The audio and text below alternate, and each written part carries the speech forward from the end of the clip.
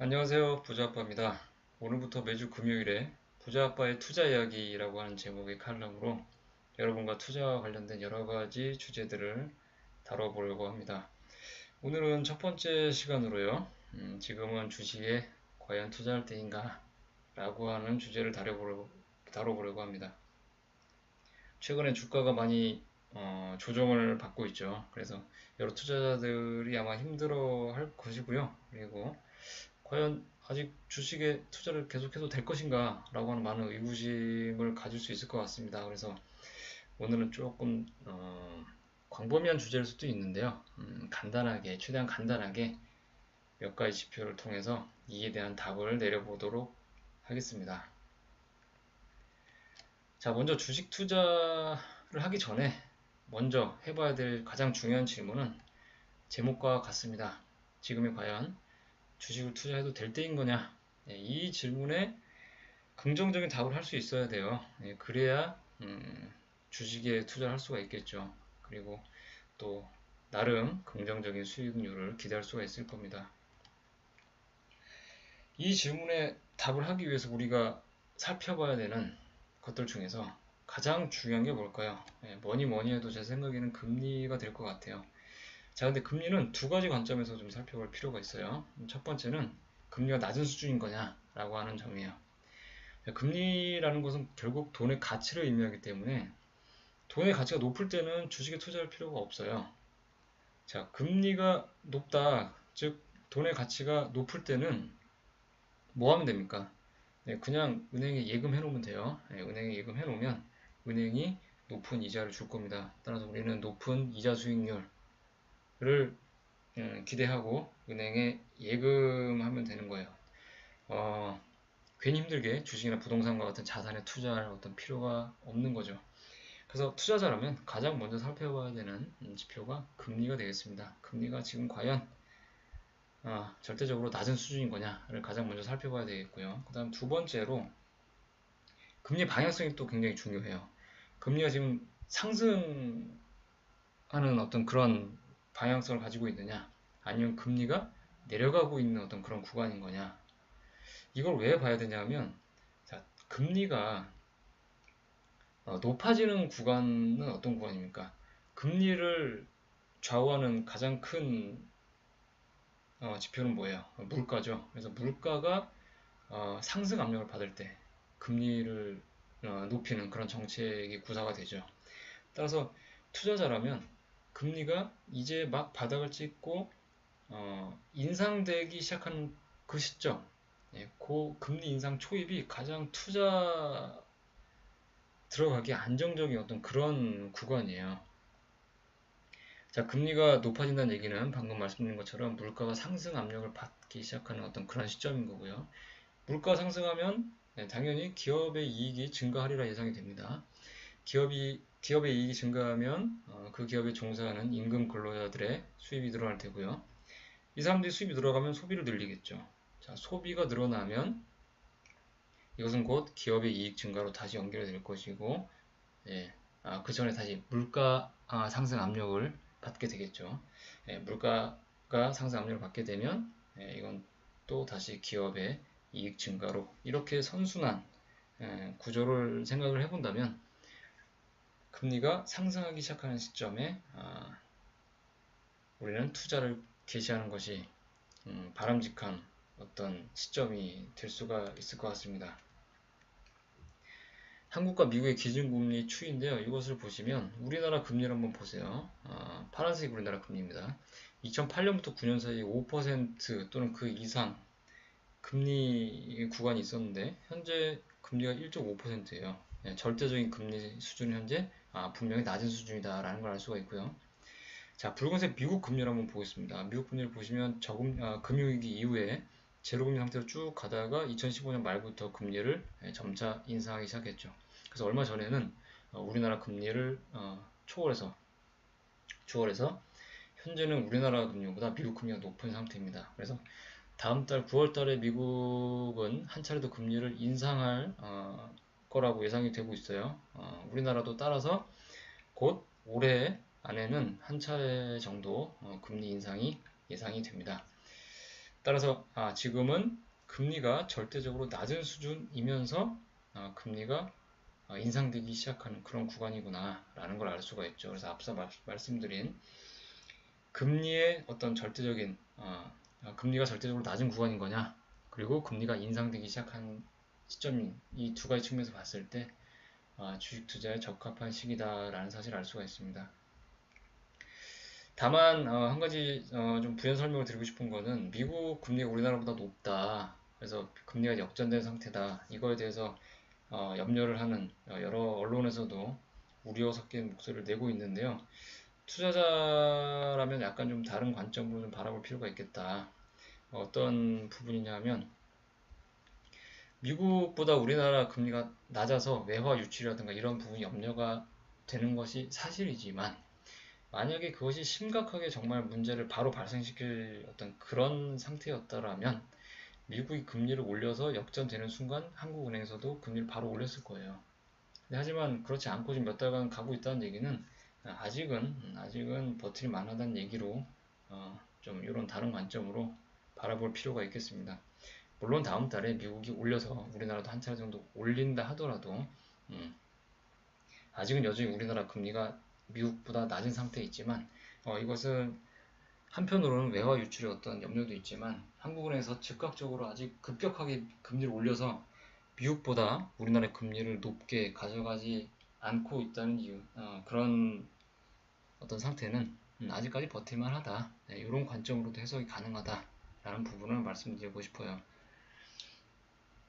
1,400조가 넘는 가계부채, 금리가 인상됐을 때 염려되는 가계부채 문제는 다음 시간에 좀 따로 시간을 내서 다음 기회에 다뤄보기로 하고요. 오늘은 금리에 국한해서 얘기를 해보도록 하겠습니다.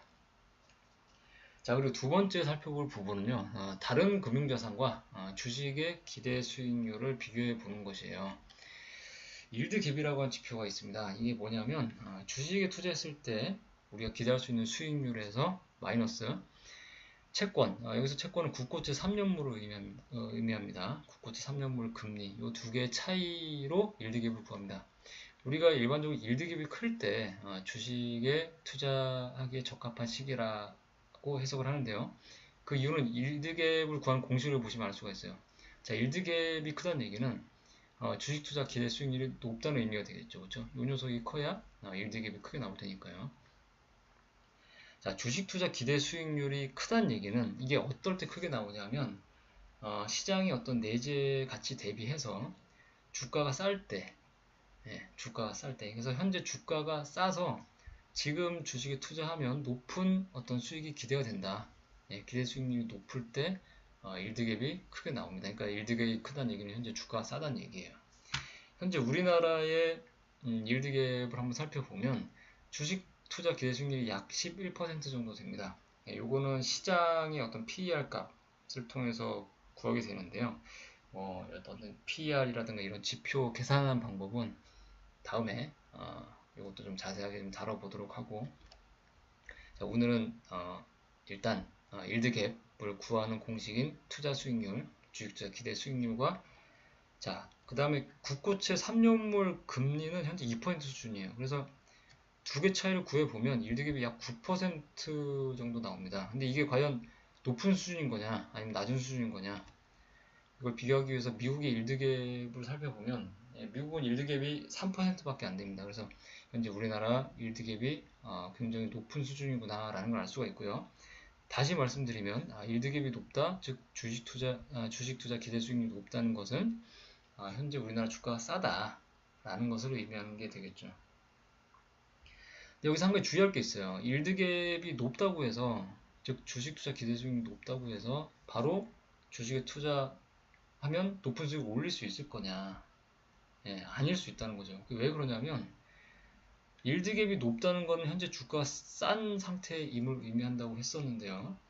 자, 주가가 싼 것이 현재 시장의 어떤 내재 가치는 높으나 주가가 저평가를 받고 있는 것이냐, 아니면 주가가 저평가를 받고 있는 것이 아니라 우리나라의 미래가 암울하거나 아니면 기업들의 실적이 매우 안 좋아서 주가가 싼 거냐, 이 두 가지는 좀 구분할 필요가 있다는 것이죠. 그래서 한 가지 체크를 반드시 하고 가야 될 게 기업들의 실적이에요.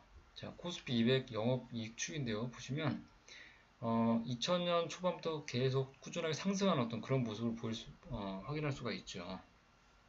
중간에 상승 하락, 상승 하락 이런 구간이 나오긴 하지만 전체적인 추이는 상승하고 있음을 확인할 수가 있고요. 2011년부터 14년까지 이런 좀 하락 추세가 구간이 있었기 때문에 2014년을 기준해서 보면 2018년도 추정치가 거의 2배죠.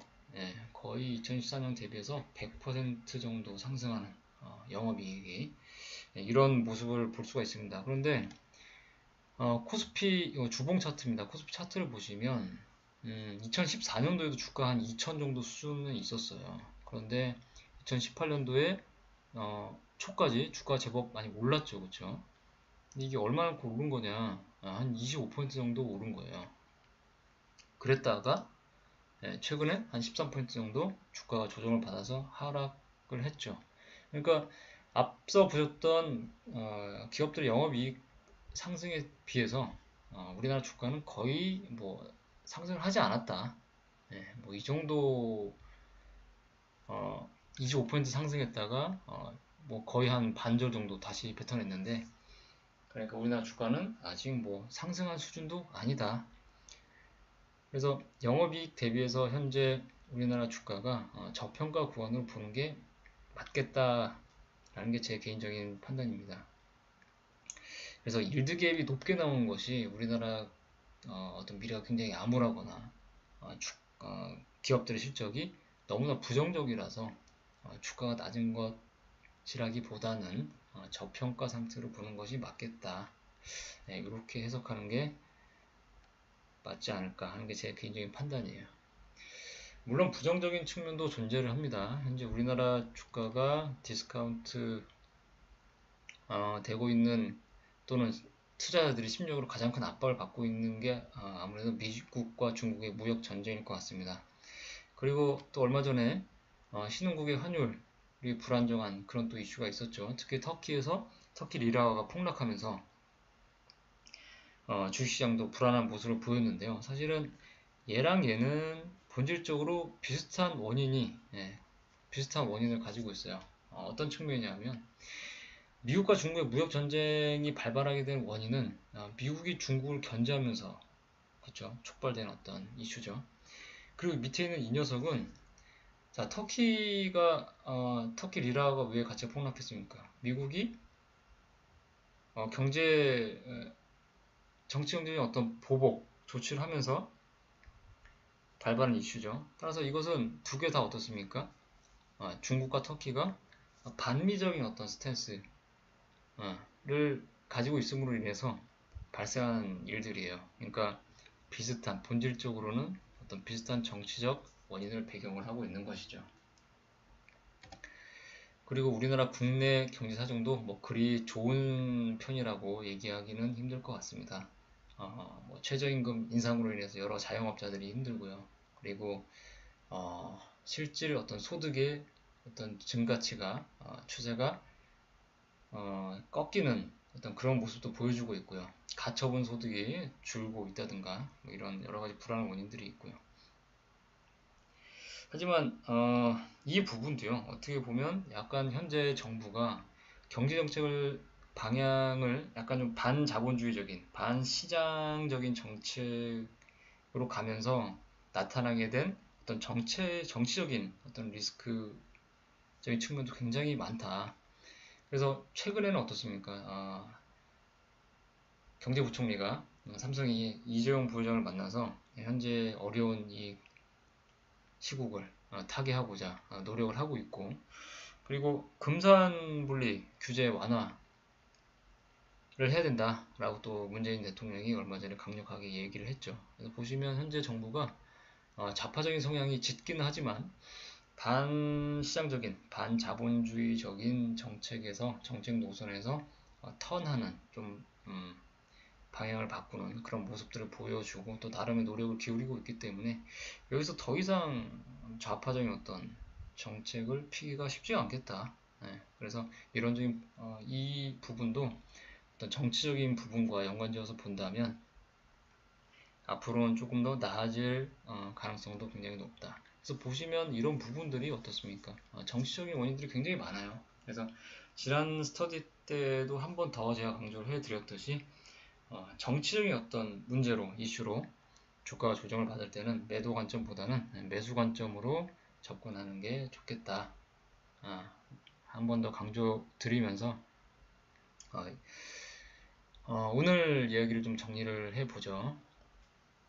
방금 살펴본 것 같은 여러 가지 문제들이 부정적인 측면도 분명 존재하지만 투자자라면 좀 더 본질적인 부분, 앞서 말씀드렸던 금리가 절대적으로 낮은 상태냐, 그리고 금리가 현재 방향성이 어떤 구간이냐라고 한 측면과, 그리고 확정 이자 수익률, 앞서 이제 국고채 3년물과 비교를 해드렸죠. 그래서 일드갭이라고 한 지표도 보여드렸듯이 확정 이자 수익률과 비교해서 현재 주식시장에 우리가 들어갔을 때 기대 수익률이 충분히 높을 거냐 라고 봤을 때 일드갭에서 보셨듯이 충분히 높은 수익률이 기대가 된다.